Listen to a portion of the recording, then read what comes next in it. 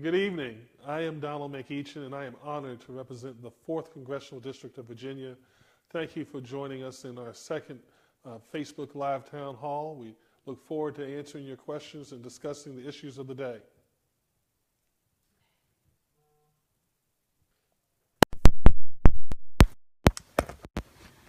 The first question is, what was it like to serve as the ranking member for the first time this morning? So the first question is, what was it like to serve as the ranking member on a subcommittee of natural resources this morning? And I serve as the ranking member of the Oversight Committee of Natural Resources. And as a ranking member, it's my job to sort of present the Democratic point of view on the issue of the day. Today's issue is the Endangered Species Act, and the suggestion by Republicans that that act is slowing infrastructure projects and repairs across the country. We were able to elicit testimony that suggested quite the contrary, that 99% of all projects are not held up at all and are done in an efficient and timely manner. It was an honor to represent the Democratic point of view. Of course, I had colleagues on the subcommittee that also answered questions, and the Republicans were there asking their questions as well. And that debate will continue. And we urge you to weigh in on what you feel about the Endangered Species Act.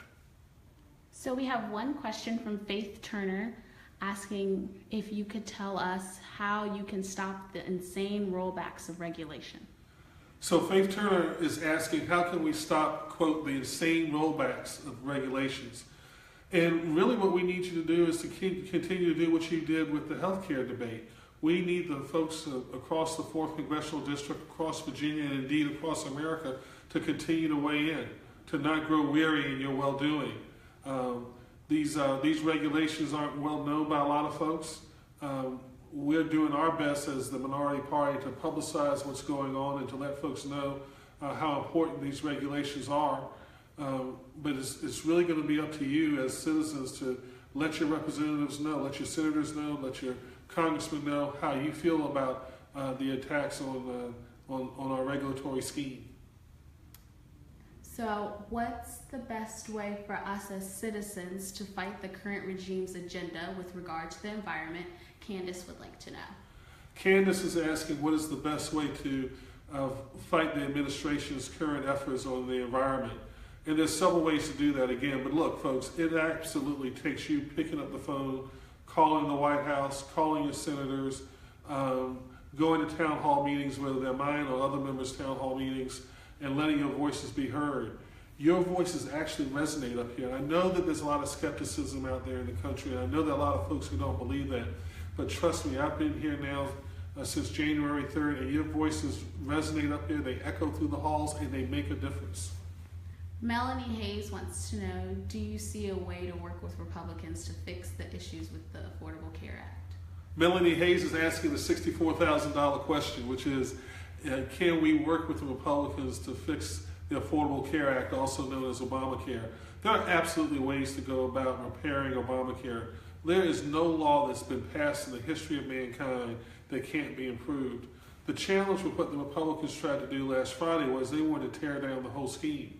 They wanted to throw 24 million people out of the healthcare system, and that's just wrong. It was inhumane, and I'm glad that the bill was never voted on. But there are some efforts that we could do. We could, for instance, take our 55 to 64-year-old population and give them the opportunity to buy into Medicare. That gives them the ability to buy into a great healthcare system. And it also removes a population that's getting older, and as you get older, you're getting less infirm, and it takes that population out of the private marketplace and leaves it with younger people so those premiums can go down. So that's just one thing that we can do. There are many tweaks that we can do to Obamacare. Our leader, Nancy Pelosi, is soliciting ideas from us even as we speak. But ultimately, the Republicans are going to have to make the decision, do they want to repair Obamacare, or will they continue to insist on tearing it down? Can you talk about the assault on the Endangered Species Act that you defended this morning? The question has come, can I speak more about the assault on the Endangered Species Act that we defended this morning? Ultimately, what they're going to do, I believe, is the Republicans are going to try to remove Section 7 of the Endangered Species Act, which is that part of the act that calls for the projects that are proposed by an agency to go through the EPA and have a conversation about whether a particular species is going to be harmed by the construction or by the project. Now look, it's not every species, it's only those on the endangered species list. And excuse me, what we have found again is that most projects move ahead without any real impediment. And the proof is in the pudding. We are saving creatures across our country through this act. We're getting them back to health. We're getting their populations back to where they need to be. Imagine an America without a bald eagle. Yet the bald eagle is one of the endangered species that's made a fabulous comeback under the act. So what they'll ultimately try to do is try to stop that consultation process. They'll probably try to inhibit litigation because a lot of times there's litigation surrounding this, and the people who bring the litigation on behalf of the environment only get paid if they win. So they're taking a gamble. They're not filing frivolous lawsuits. So I anticipate at least a twofold attack there. Charlene said that the president has signed so many executive orders that are so detrimental to the environment and the working class. Since they're executive orders, how can they be reversed? So Charlene is asking about all the executive orders that the president has signed that are harming the environment. And the question becomes, how can they be reversed? There are a couple ways there are only two ways that they can really be reversed in my judgment. Perhaps three. If the Congress takes an action in opposition to the executive order, that's one way. Another way is through litigation, as you've seen through the travel ban. And then the third way is to elect a new president. We don't get an opportunity to do that until 2020, but certainly a new president would have the opportunity to reverse all the executive orders that President Trump is currently signing. Karen Allen thanks you for your service. Karen, thank you for watching tonight. Why is protecting the environment a major concern for you, and why does it matter for the 4th Congressional District? So the question is why am I so concerned about the environment, and why is it a major issue for the 4th Congressional District? I believe that the environment is the most important issue of the 21st century. Now, a lot of people say, how can you say that, Donald? And the reason I say that is this. If we get it right, we can create jobs. We ought to be building solar panels right here in Virginia, right in Southside Virginia in the 4th Congressional District. We ought to be building wind turbines right here in Virginia, right here in the south side of the 4th Congressional District. Those are good jobs, good paying jobs. But more than that, climate change is a real challenge to our district. It's threatening our military installations even as we speak. And if we lose those installations, the economic havoc that will come to our district it really can't be calculated. So it is an incredibly important issue. But ultimately, I believe it is an issue of faith, because we are called upon to be good stewards of this wonderful gift that God has given us that we call the earth. And it's our obligation to pass on a cleaner, better earth than the one we were given to our children. And, as long as I'm in this office and I have the privilege of representing the good people of the 4th Congressional District, I'll continue to fight for the environment. Deborah Plum wants to know your thoughts about Governor McAuliffe's proposal to expand Medicaid. She said she really needs the help. I understand. Deborah Plum is asking about my thoughts about Governor McAuliffe's efforts to expand Medicaid. And look, they don't have an excuse anymore. For years while I was in the state assembly, the Republicans said, well, you can't trust the federal government to keep its promises. Obamacare is going to go away, et cetera, et cetera, et cetera.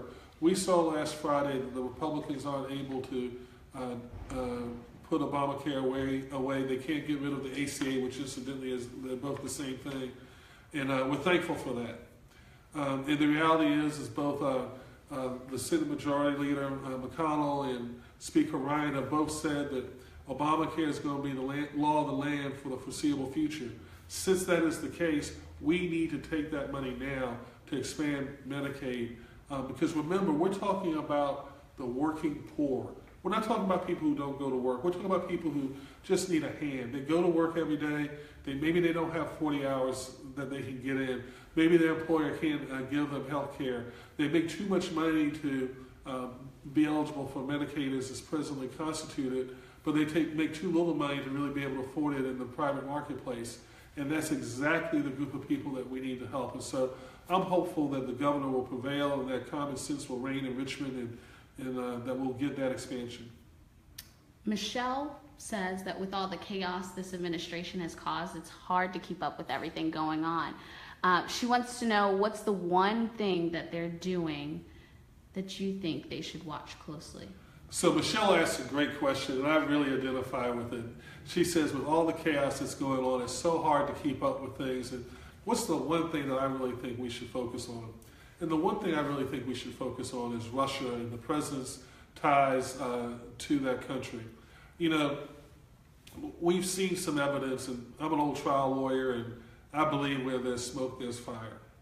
And we've seen the evidence. We've seen that the Trump folks changed their Republican platform to ease up on Russia. We've seen the president talk about, or at least the president when he was running for office, talk about easing back on sanctions. We've seen him equate us morally to Russia and suggest that we are not any better than the Russians when it comes to how we deal with our politics. And yet we see Russian dissidents being assassinated even this week. We have a commander-in-chief in Donald Trump who will barely even acknowledge the attack on our sovereignty. And make no mistake about it, my friends, we were attacked when the Russians decided to meddle with our elections. And put aside the question of who was going to win or who was going to lose, that's not the issue. Donald Trump is the president. He is the commander-in-chief. He's responsible for protecting our country, and he can't even acknowledge the attack, much less condemn it. And so we need to really continue to keep the pressure on, to keep the inquiries going forward as to what's going on with him and the Russians, to see what, if any, hold they have over him and how extensive it is. CSE, apologize for pronunciation, is very concerned about the Russian interference. Do you support an independent committee to investigate? So the next question is, do I support an independent commission to investigate the situation in Russia? And I absolutely do. You know, the House Intelligence Chairman Nunes has really lost the confidence of many of us at the Capitol when he ran off to the White House to review information and then tell the president about the information without consulting with the Democrats or even the Republicans on his committee. The House Intelligence Committee for years has prided itself on being a bipartisan committee, and yet now we see a chairman who seems more interested in defending the president than getting to the truth. And so yes, I, along with a number of other members, both Democrats and Republicans, have begun to call for an independent commission to investigate. I will say this. I still have confidence in the Senate Intelligence Committee for now. You know, our own Mark Warner is the ranking member. He is getting along fabulously with the chairman of that committee, and they are pursuing the truth wherever it leads. I hope that continues because America needs that. Stacy wants to know what your thoughts are on HR 676, expanding Medicare for all. So Stacy asked the question about expanding Medicare for all and whether I support that. I think it's a wonderful idea. I don't know that we can get it passed with this Congress. The Republicans, I think, are resistant to that, but I certainly think it's an aspirational goal.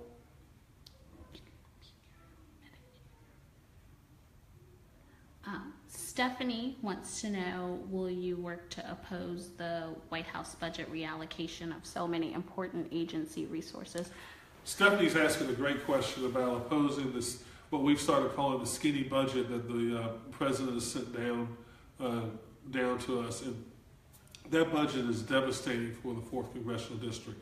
Not only does it attack many social safety net programs that we desperately need, but it does other things as well. For instance, it doesn't give us the money to continue our bay cleanup of the Chesapeake Bay. We've done such a wonderful job in doing that, in cleaning up the bay, and that's such an economic driver for our entire state, and we need to continue to do that. The money's not there in the federal budget for us to be able to do that. And in addition, he takes away the money that we can use for climate change, as if climate change isn't a reality. And again, we've already discussed this, but climate change is a clear and present danger to our district, It's a clear and present danger to our ability to keep our military facilities in place, and it's something that has to be addressed. So you can look forward to myself and others pushing back on this budget. And you know what? I believe that there are Republicans who are disturbed behind this budget. For instance, and I share this concern, the cut in foreign aid. Foreign aid is one of the things that we call soft power. It's how we actually, in many cases, stay out of wars. And the cutbacks he's done on foreign aid make no sense. And in fact, I would suggest to you, make it more likely that we'll have to fight somewhere rather than keeping us safe. So Mark wants to know, do you anticipate government shutdown April 28th, and can Democrats stop money for the wall? Mark wants to know if I anticipate a government shutdown on April 28th. And he also talks about can Democrats stop the wall. I don't think Democrats are going to have to stop the wall. I think the Republicans are going to do it in and of it themselves. But look, we are not going to vote for any continuing resolution that has money for the wall in it. That is an absolutely ridiculous waste of resources. I think that many Republicans who feel the same way. I think the wall is dead on arrival, but we'll see. We'll see if I'm right. But look, I'm the eternal optimist. I don't believe that the Republicans, having both chambers and the White House, want to see a government shutdown. So I think we'll find a way to avoid it. Have you seen the article about disparate suspensions of students in the 4th Congressional District? So the question is about an article that came out in Monday's Times-Dispatch on disparate treatment of special needs children in the Richmond Times-Dispatch, and about children who are in the 4th Congressional District. And yes, I've seen that article. And, you know, since I was a member of the House of Delegates in the 1990s, in one form or another, I've worked on the issue of special needs. I'm actually the son of a teacher who taught special ed, and so I can remember her admonitions and her cautions that she would give to me at the kitchen table. The bottom line is this, is that right now we've got our children being suspended at a disproportionate rate relative to their population, the overall student body. I have talked to Henrico County till I'm blue in the face. That's just one part of my district. And they refuse to come up with any reason why they continue to have that disparate suspension rate. They don't blame it on the kids, they don't blame it on the parents, they keep saying they're going to fix it, and it never gets fixed. And so with the information that was provided in the Times-Dispatch, I was able to put together a letter. We sent it off to the Secretary of Education, asking her Civil Rights Department to investigate the allegations, and we hope that she will do just that, and hopefully we can find some relief for our children. What are your thoughts on the President's executive order rolling back regulations on clean power? The question is, what do I think about the President's regulations rolling back the Obama era regulations dealing with clean power? And I think it's a shame. Again, the President continues to attack the environment as if the environment is a job killer. And he absolutely believes that, but he's absolutely wrong. Because again, as I said earlier, if we do the environment right, we can bring manufacturing jobs to Virginia in America. If we do the environment right, we can not only have a cleaner earth, but we can have good paying manufacturing jobs. The challenge is that the President nor the Republicans seem to be innovative enough to see that. What changes and reforms do you see actually occurring this year in pharmacy costs, healthcare in general? The question is a great one about pharmacy costs and what reforms do I see. And you know, that's another thing that we could do to improve Obamacare, is we could allow the Medicare system to negotiate with Big Pharma on the cost of medicines, and that would actually lower the cost. Believe it or not, we have prohibitions against that. I hope that's a reform that we can all stack hands on and move forward.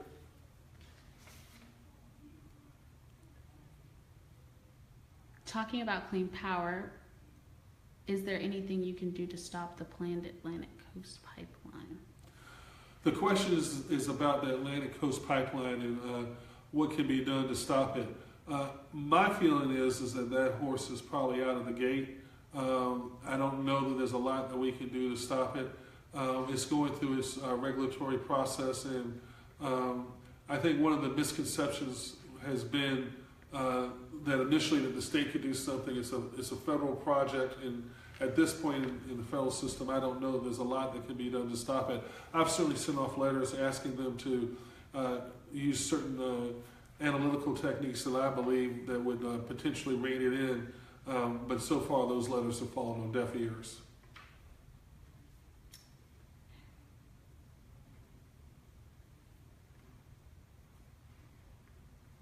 What would you say to the many constituents who are worried about their online privacy with Senate Joint Resolution 34?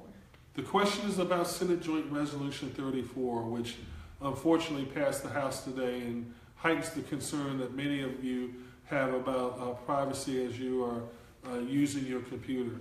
Sadly, this resolution prevented regulations from going into effect that would require ISPs to come to you first, that's internet service providers, to come to you first before selling your data or sharing with others, a third party, how you use your computer, what apps you use, what sites do you go to.